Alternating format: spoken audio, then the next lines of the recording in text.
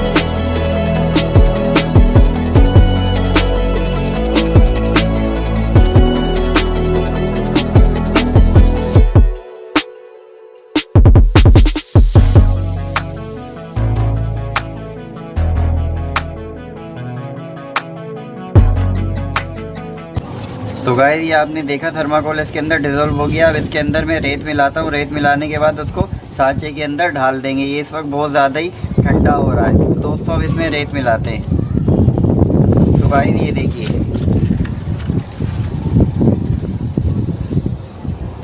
मेरे पास है यहाँ पर रेत। हम तो पैदाइशी साइंसदान हैं, आप ये घर पर ट्राई करने की कोशिश मत करिएगा। तो दोस्तों ये मेरे पास रेत मौजूद है। अभी इसके अंदर मिलाता हूँ मैं।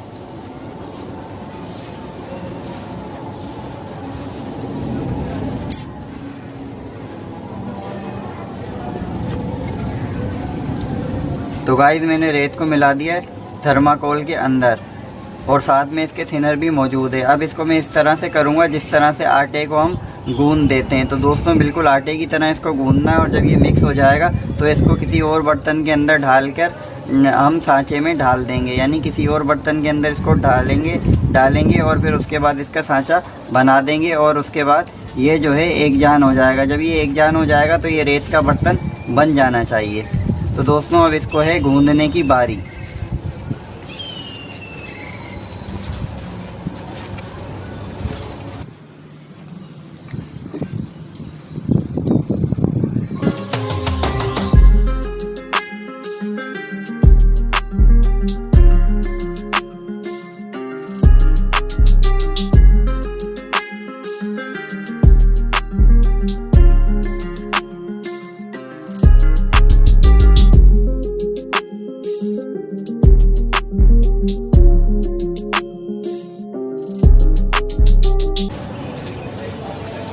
तो गाइस ये देखिए आप ये किस तरह से बन चुका है। अब मैं दोस्तों अब इसको क्या करता हूँ सांचे के अंदर डाल देता हूँ, यानी जो हमने 2 कटोरियाँ रखी थी अपने पास उसके अंदर मैं इसको डाल देता हूँ।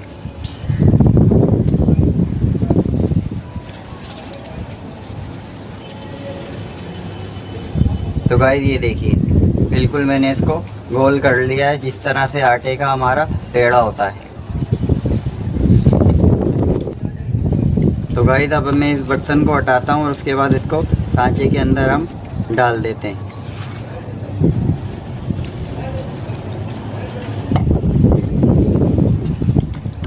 तो गाइस ये देखिए मेरे पास यहाँ पर 2 कटोरियाँ हैं। अब इस कटोरी के अंदर मैं इसको डाल रहा हूँ कुछ ऐसे कर। तो गाइस ये देखिए आप ये अगर इसी तरह इसमें सूख जाएगा तो दोस्तों ये इसका सांचा है और इसके अंदर ये कटोरी की शेप के अंदर खुद ब खुद से आ जाएगा। तो गाइस ये देखें आप देख सकते हैं इसके अंदर दोस्तों थर्माकोल है, रेत है और थिनर है। तो दोस्तों देखिए किस तरह से हमारा बर्तन जो है बन रहा है। अब इसके अंदर जितना भी थर्माकोल है दोस्तों वो सूखना शुरू कर देगा, क्योंकि इसके अंदर जितना भी थिनर है वो उड़ जाएगा, सिर्फ इसके अंदर रेत बाकी रहेगी। अब रेत के अंदर थर्माकोल जो है जिस तरह से पहले हालत में था वो उसी तरह से दोबारा से जम जाएगा। जब जम जाएगा तो फिर उसके बाद ये बर्तन बन चुका होगा। तो गाइस अब ये दूसरी कटोरी भी रख देता हूँ मैं इसके ऊपर, ताकि ये सांचे की सूरत में इसको प्रेस करके कटोरी की शेप दे दे।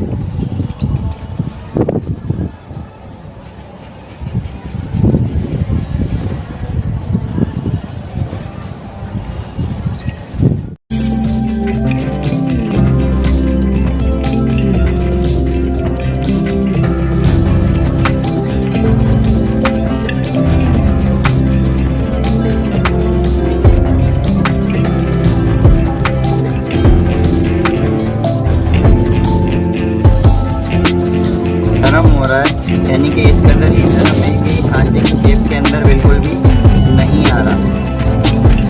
ये बिल्कुल इस तरह से हो रहा है जिस तरह से मोम होता है।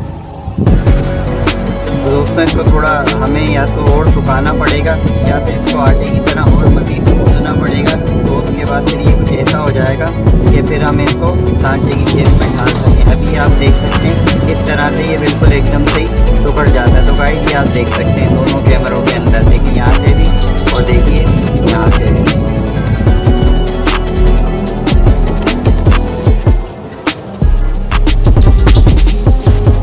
तो गाइस इसके साथ एक काम मैं और भी कर सकता हूँ। अगर इसके अंदर थिनर की मिकदार ज़्यादा है या फिर उसको थोड़ा सा जल्दी से सुखाना है। दोस्तों मुझे जो है ना इसको बार बार से इस तरह से हवा में लाके ऐसे गूंदना पड़ेगा। जब मैं ऐसे करूँगा तो फिर ये जल्द से जल्द सूखेगा। जब सूखेगा तो फिर इसको हम किसी भी शेप में ढाल पाएंगे। तो गाइस आप ये देख सकते हैं किस कदर अभी इस वक्त नरम हो रहा है। तो दोस्तों ये देखिए।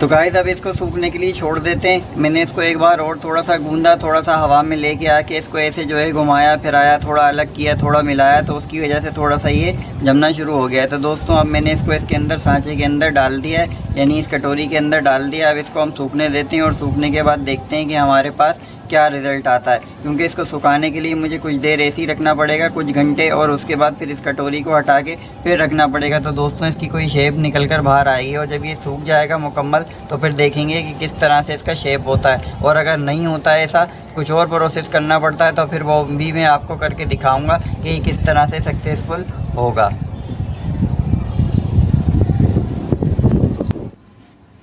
तो गाइस फाइनली मैं आ गया हूँ अपने एक्सपेरिमेंट की तरफ। भाई रेत का बर्तन हमने कामयाबी के साथ बना लिया है, इसको भी मैं आपको दिखा देता हूँ। और इसके अलावा मैंने यहाँ पर एक ही छोटा सा रेत का बर्तन बनाया था, इसको भी मैं आपको दिखाऊंगा। और इसके अलावा इसके अंदर मैं पानी भी डाल के आपको दिखाऊंगा। ये वो वाली रेत है जो बच गई थी, इसको मैंने ऐसे ही जमा दिया। और इसके अलावा ये कुछ रेत के टुकड़े हैं, इनको भी मैंने जमाया, इसको भी मैं आपको तोड़ के दिखाऊंगा कि किस तरह से फील होती है, यानी किस तरह से ये टूटता है और हमें किस तरह से लगता है। तो दोस्तों सबसे पहले इसको हम हटाते हैं और देखते हैं कि कैसा बर्तन हमारा बना है। तो दोस्तों ये 6 दिन तक मैंने इसको सुखाया, जब जाके ये कामयाबी के साथ बन पाया। तो दोस्तों ये देखिएगा, ये हट गई भाई कटोरी, ये आ गया हमारा बर्तन। और ये देखिए गाइस, देखिए किस कदर फिनिशिंग के साथ हमने इसको बनाया है, ये आप देख सकते हैं। ये देखिए, ये हर तरफ से देखिए, ये अभी भी यहाँ से कुछ कुछ मुझे गीला गीला सा फील हो रहा है दोस्तों, जबकि जो है ये मुकम्मल तरीके से सूख चुका है। अंदर से तो ये काफ़ी हद तक सूख गया है, मगर ये यहाँ से थोड़ा थोड़ा सा गीला है, यानी कुछ कुछ थिनर इसमें से बाकी है। और मज़ीद टाइम लगेगा तो फिर ये सूख जाएगा। वैसे ये कड़क हो चुका है। तो गाइस अब इसको हम टेस्ट कर लेते हैं और इसके अंदर हम पानी डाल के देखते हैं और फिर देखते हैं कि वो गिरता है कि नहीं दिखता। तो देखिए गाइस, पहली बार ये रेत का बर्तन मैंने बनाने की ट्राई की थी और मैं इसमें कामयाब हो गया कि वाकई में भाई रेत का बर्तन बन सकता है, सिर्फ थर्माकोल से, थिनर से और रेत से। तो दोस्तों अब मेरे पास है पानी का ये गिलास, ये देखिए। अब मैं इसमें पानी डालता हूँ और फिर देखते हैं कि ये पानी इसके अंदर रुकेगा या फिर गिर जाएगा।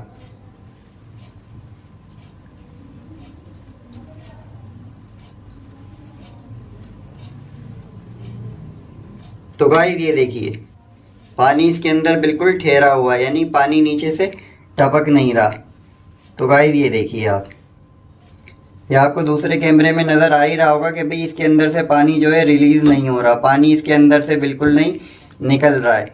तो गाइस ये देखिए, पानी बिल्कुल इसके अंदर रुका हुआ है, ना वो नीचे गिर रहा है ना वो कहीं से टपक रहा है। इसका मतलब है कि रेत का जो बर्तन है वो हमारा कामयाबी से बन चुका है, यानी इसके अंदर पानी भी डाल दो तो कोई इफेक्ट नहीं होता। तो गाइस अब इसको तो रख देते हैं यहाँ पर। अब मैं आपको दिखाता हूँ। ये देखिए, ये दूसरा बर्तन है, ये बिल्कुल खुश्क है। इसमें तो पानी डालने के बाद कुछ ऐसा हो गया जैसे वो कुछ गीला गीला हो, मगर ये इस वक्त भी ठोस है और इसके अंदर से भी पानी नहीं गिर रहा है। तो दोस्तों जब मैंने इसको बनाया था तो ये कुछ टुकड़े ऐसे थे, देखिए ये इस तरह से टूट जाते हैं। तो गाइस ये आप देख सकते हैं, जो रेत का बर्तन है ये इस तरह से बिस्किट की तरह से टूट जाता है। अगर हम इसको चाहें तो बनाने के बाद बआसानी हाथ से तोड़ भी सकते हैं, मतलब ये काफ़ी हद तक नरम होता है। ऐसा नहीं है कि ये बहुत ज़्यादा सख्त बनता हो, ये टूट सकता है। तो गाइस ये आप देखें, ये वो रेत है, ये काफ़ी हद तक ठोस हो गई है, जो बच गई थी तो मैंने उसको इस ढक्कन में डाल के इसको जमा दिया। जब जमा दिया तो अब ये देखें जिस हालत में वो जमी हुई थी उसी तरह ही से वो बिल्कुल ठोस हो चुकी है। तो गाइस ये भी आप देख सकते हैं किस तरह से बिल्कुल जाम हो चुकी है। तो गाइस इसका मतलब है कि हम रेत से बर्तन बना सकते हैं। ये देखिए पानी इसके अंदर अब भी मौजूद है और ये मैं पानी यहाँ पर गिरा देता हूँ। ये देखें उसके बावजूद भी ये बाहर से सूखा है, यानी ये जो यहाँ पे जो थिनर था हमारा वो थिनर तो अब भी मौजूद है। ये मज़ीद सूख जाएगा तो ये और अच्छा हो जाएगा। तो गाइस मैंने यहाँ पर ले लिया अब कुछ पानी। अब भाई एक टेस्ट और करके देख लेते हैं, चूँकि इसके अंदर थर्माकोल भी था और इसके अंदर रेत भी थी। रेत पानी के ऊपर कभी भी नहीं तैरती है, मगर थर्माकोल जो है वो एक हाइड्रोकार्बन है, तो उसके अंदर जो भी है वो प्लास्टिक वाले मरकबात होते हैं। तो दोस्तों अब ऐसा करते हैं कि इसको इसके ऊपर तैरा कर देखते हैं, क्या वो बर्तन पानी के ऊपर तैरेगा। मेरा सवाल ये है। तो पहले ये छोटा वाला डाल के देख लेते हैं, फिर बड़ा वाला डाल देंगे। तो गाइस ये रहा मेरे पास छोटा बर्तन जो मैंने एक्स्ट्रा बनाया था, जिसको मैं वीडियो में नहीं लाया था। तो दोस्तों इसको पानी पर डालते हैं। तो गाइस ये देखिए ये पानी के ऊपर था, मगर जैसे ही इसके अंदर पानी आया तो ये डूब गया। तो दोस्तों बड़े वाले पे अप्लाई करते हैं क्योंकि उसका घेराव भी ज़्यादा है और उसके अलावा उसका डायमीटर भी ज़्यादा है, वो ज़रा ज़्यादा है, यानी इस तरीके से कि उसके अंदर ज़्यादा हवा जो है वो कैरी हो जाती है, तो फिर वो डूबना नहीं चाहिए। तो करके देख लेते हैं। तो दोस्तों आ गई अब इस बर्तन की बारी। अब इसको इस पानी के अंदर तैरा कर देखते हैं जिसमें हमने अभी कुछ देर पहले पानी डाला था। ये आप देख सकते हैं ऐसे गीला हो रहा होगा।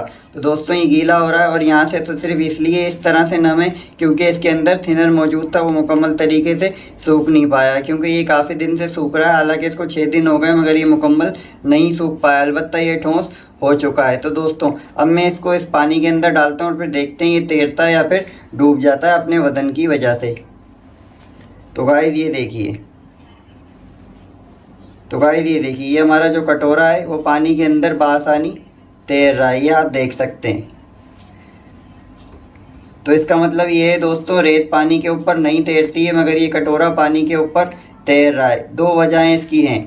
एक वजह ये है कि इसका घेराव ज़रा ज़्यादा है क्योंकि इसके अंदर हवा मौजूद है, तो इसकी जो बॉयंसी है वो ज़रा ज़्यादा हो गई है, इस वजह से ये पानी के ऊपर तैर रहा है। और दूसरे ये कि इसके अंदर थर्माकोल मौजूद है। थर्माकोल ऑलरेडी पानी के ऊपर तैरता है क्योंकि उसकी डेंसिटी पानी से कम होती है। अलबत्ता जो इसके साथ चीज़ मिली हुई है वो है रेत। तो रेत पानी के ऊपर नहीं तैरती है, मगर यहाँ पर 2 फोर्सेस अमल कर रही हैं, तो इसलिए रेत को तैरना पड़ रहा है, जबकि ये रेत का बर्तन है, इसको तैरना नहीं चाहिए।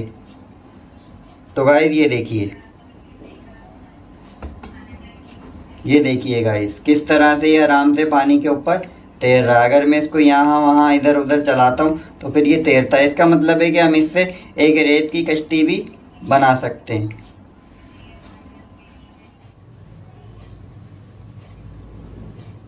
तो गाइस उम्मीद करते हैं कि वीडियो आपको अच्छी लगी होगी, कुछ नया सीखने समझने और जानने को जरूर मिला होगा। तो दोस्तों इस तरह की वीडियोस मैं आप लोगों के लिए लाता रहता हूं। अगर आप चैनल पे नए हैं तो प्लीज यार सब्सक्राइब का बटन इस तरफ आ रहा होगा, मेरी डायमंड आर्मी में शामिल हो जाएं। इस तरह की वीडियोस आप लोगों तक पहुंचती रहेंगी। अगर आप चैनल पे पुराने तो भाई वीडियो देखने का, मेरे लिए वक्त निकालने का बहुत शुक्रिया। मैं मिलूंगा नेक्स्ट टाइम नेक्स्ट वीडियो में, तब तक के लिए गुड बाय।